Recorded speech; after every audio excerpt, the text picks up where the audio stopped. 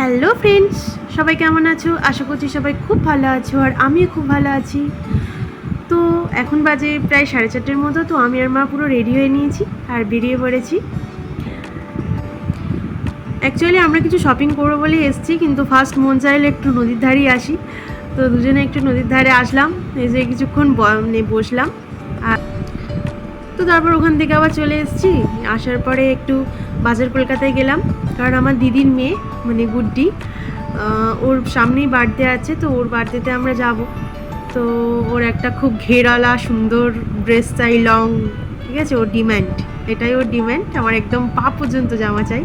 তো তার জন্য একটু বাজার কলকাতায় এসেছি খুঁজতে।